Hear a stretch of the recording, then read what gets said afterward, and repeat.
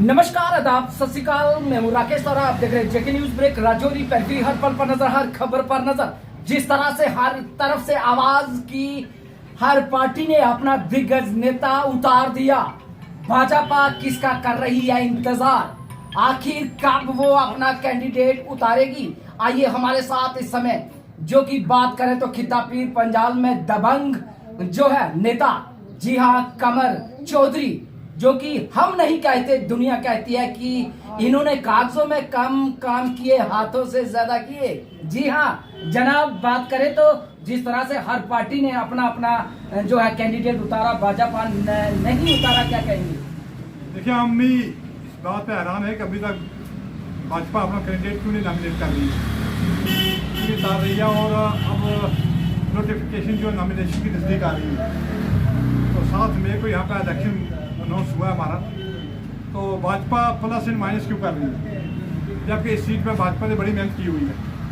ये भी आपके सामने ही है। एक दो फिक्शन से अलग थोड़ा होकर रह चुकी, मगर आज वो नज़दीक आ रहे हैं एक दूसरे के। अभी भाजपा क्या सोचे आया कि किसी कैंडिडेट को प्रॉक्सी कैंडिडेट सपोर्ट करना चाहती है, पार्टी से नॉमिनेट, पार्टी से को कैंडिडेट भेजना चाहती है, या भाजपा किसी दूसरी पार्टी की मदद करना चाहती है। ये हैरानकुन बात है। जब आप बहुत सारी लिस्टें जारी कर चुके, मेरे 8 से 2 लिस्टें जारी हो गई हैं भाजपा को, इस हमारे सेगमेंट का भी भाजपा का क्लियरली स्टैंड हुआ कि वो क्या चाहती है। तो मैं ये सोच रहा हूँ कि भाजपा एक इश्तिहार जारी करना चाहती है और अप्लीकेशन लेना चाहती है कि हर खास और हमको इतला दी जाती है तो जो भाजपा का मैंडेट लेना चाहे वो हमारे पास हाजिर हो जाए। भाजपा इस स्टेज पर पहुँच चुकी है जम्मू कश्मीर की, तो हम सोच रहे हैं और इसका कुल मिला के जो है इफेक्ट अच्छा नहीं है, उसके हक में जा रहा है। ये तो दूसरी पार्टी इसका बेनिफिट ले जाएंगे जो कैंडिडेट और नॉन सोचते। तो जिस तरह से बात करें तो 3 कैंडिडेट जो है कहीं ना कहीं नजर में आ रहे हैं, तो क्या आप मानते हो कि उनमें ही चुनने में दिक्कत आ रही है इनको? हाँ, इनके समीकरण बदल के जब मियां अल्ताफ साहब का अनाउंस हो चुका तो उन्होंने देखा कि राजौरी पुंछ के अंदर सभी वर्ग के लोग, ये नहीं कि खाली एक कम्युनिटी के, सब बरादर के, हिंदू मुस्लिम सब सरदार जो है उनके साथ एक कनेक्टेड लोग हैं। दूसरी तरफ सबका चीफ मिनिस्टर हैं और हमारी पार्टी के, अपनी पार्टी के बड़े एक लिटरेरी आदमी जफर मनाज का अनाउंस किया अपनी पार्टी ने, बुखारी साहब ने। तो इन हालात के पेश नज़र उनको भी आप वो ये सोचना पड़ रहा है कि आप किस जंग से इस सीट पर कैंडिडेट फील्ड करें और किस जंग से हमारा कैंडिडेट जीतेगा। ये उसी में फंसे हुए और अब इसमें अनाउंस नहीं कर पा रहे। तो जिस तरह से बात करें तो गुलाम नबी आजाद से भी आपने जो है बड़ी देर काम किया उनके साथ, और जिस तरह से उनका कहना है कि वो इस एपीआर सीट पर लड़ रहे हैं, और कहीं ना कहीं अगर बात की जाए तो पहली बार पार्टी में तैयार करना और उसके बाद अभी तक जो है लोगों को, आधे लोगों को तो यही है कि ये कांग्रेस के साथ थे। तो क्या आने वाले दिनों में सिंबल के लेकर कहीं ना कहीं उतार चढ़ाव होगा?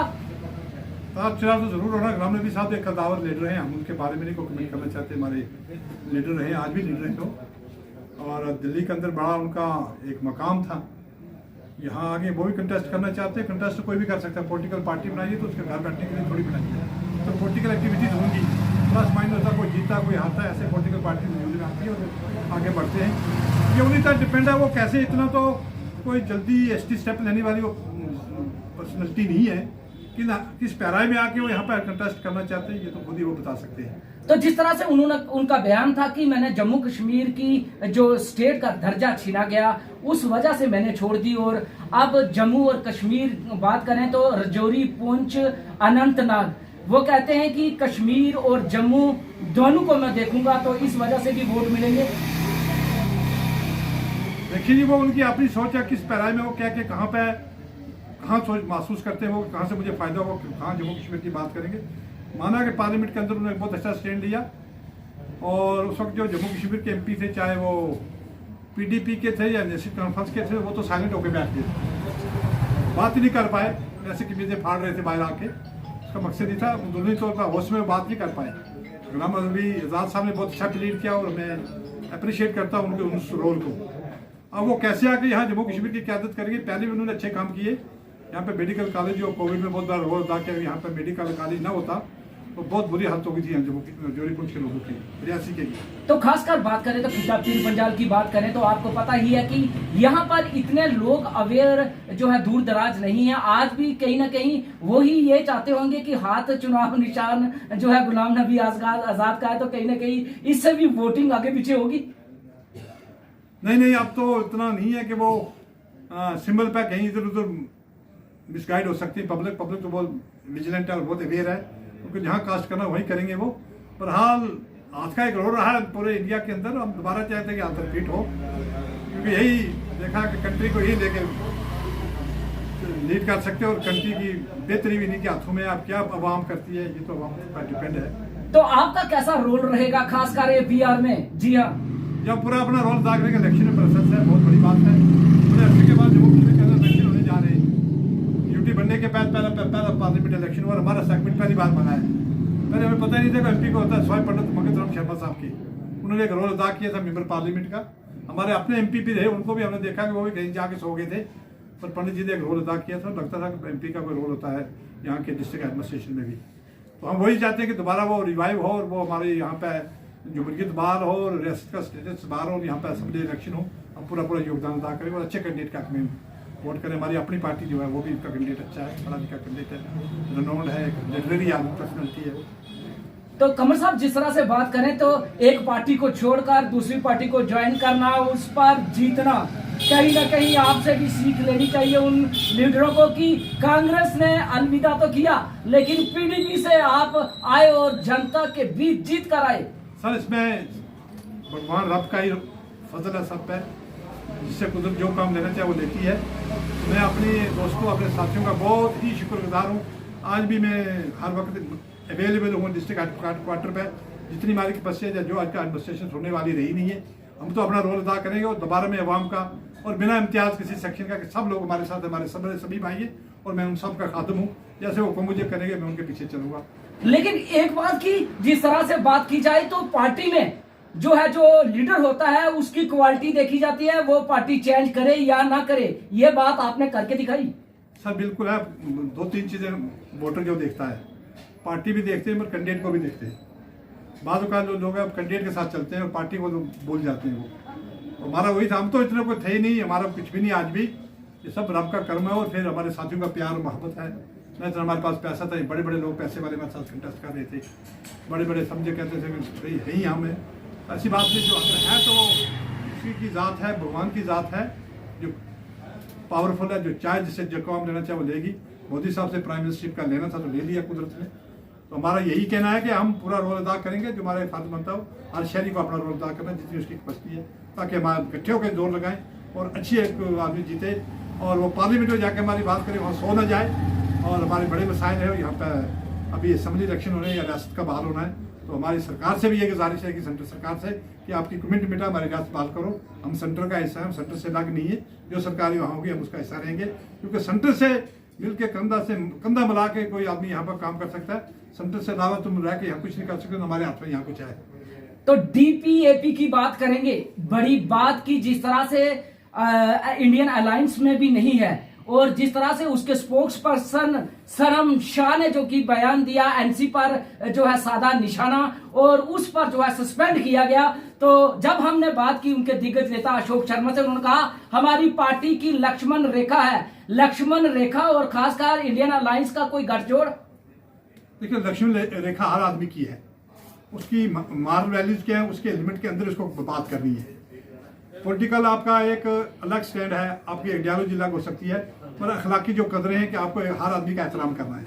वो लीडर है, वो आम आदमी है, वर्कर है, तो आप इसको ऐसे गालियाँ निकाल के किसी आदमी को एमुलेट करेंगे, उसकी बैक पर बात करेंगे, ये तो गुनाह भी है और इससे अपने के आदमी खुद डिग्रेड होता है समाज के अंदर, ये उसकी अपनी गिरावट में आ जाता है। तो वो जो एक आम आदमी है उसका बड़े बुरी तरह से इन्वॉल्वमेंट है कहीं दाएं बाएं सीरियस ऑफेंसेस में, तो वो आ जाके इतने बड़े आदमी के मतलब को बात करे या किसी पार्टी की बात करे, तो मैं नहीं समझता कि उसकी को अक्लमंदी है। अकल से काम लेना चाहिए और बाकी पॉलिटिकल जो स्ट्रगल है उसमें अपना अपना रोल अदा करना चाहिए। ठीक है, फिर उसने कहा मैं माफी नहीं मांगूंगा, मैं माफी नहीं मांगूंगा। फिर उसके बाद जो है जब सस्पेंड हुए तो उन्होंने कहा कि ये सियासी बयान था और मैं माजरत चाहता हूं, उन्होंने माफी मांगी। तो क्या वो पार्टी के लिए बोल रहे थे या अपने आप से बोल रहे थे? देखिए वो उनका अपना जाति बयान था और अपनी बयान पे ही वो गलत बयानी कर रहे थे।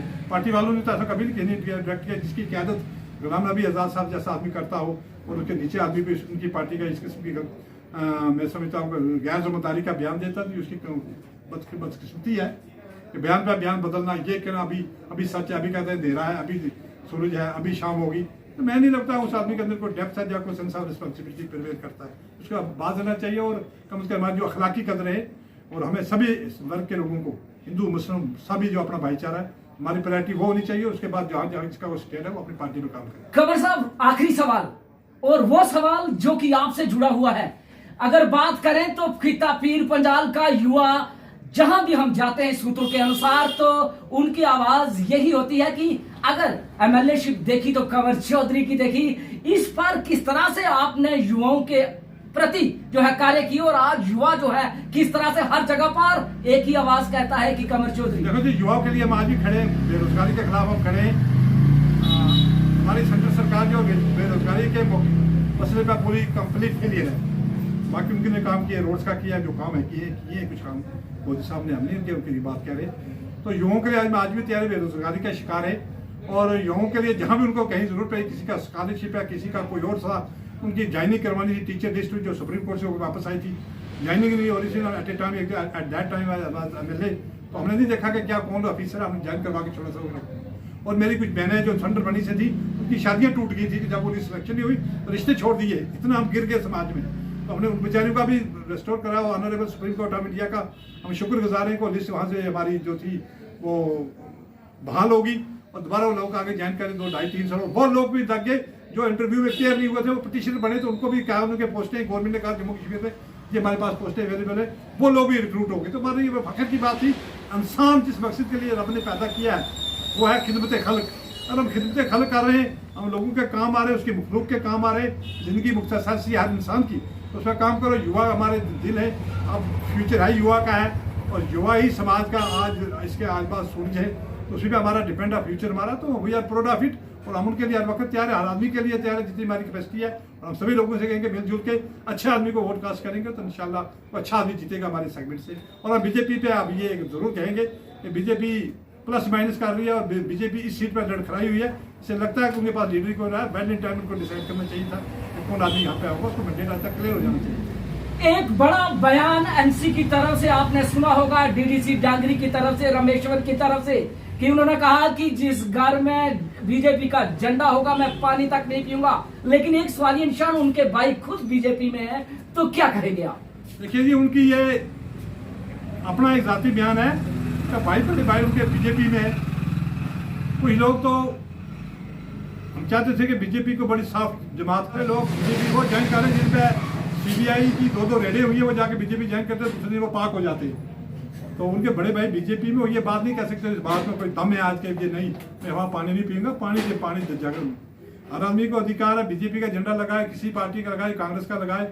हम इसी समाज के और समाज में वो लोग रहते हैं, हम उनके पास जाएंगे, उनसे भी अपना मैनिफेस्टो रखेंगे और वोट के लिए रिक्वेस्ट करेंगे। हम भाई हैं, हमें ये सोशल डिसेबिलिटी जो है इसको तो खत्म करेंगे। ये बिल्कुल रहना चाहिए आपस में कोऑर्डिनेशन, तभी जाके हम किसी पॉइंट पर पहुँचेंगे। बीजेपी मुल्क की नेशनल पार्टी है, उसका किसी घर का झंडा रहना तो जुर्म नहीं है। तो जिस तरह से उन्होंने बयान किया, क्या इस पर खरे उतर पाएंगे पूरी जिंदगी? लगता नहीं है। अभी उनका घर में ही बीजेपी इंटर हो चुकी है, अपने घर के अंदर ही है, तो परिवार में है, तो बीजेपी से कितना वो बच पाएंगे लगता नहीं हमें। ये थे दबंग लीडर हमारे। एक बात करें तो खिता पीर पंजाल के, इन्होंने जो भी सवाल किया उसका जवाब दिया। और एक बात हम जरूर कहेंगे कि खिता पीर पंजाल का युवा आज भी जो है कंवर चौधरी का नाम लेने से हिचकता नहीं, क्योंकि इनका काम करने का तरीका ग्राउंड पर। राकेश तारा, जेके न्यूज़ ब्रेक, राजौरी।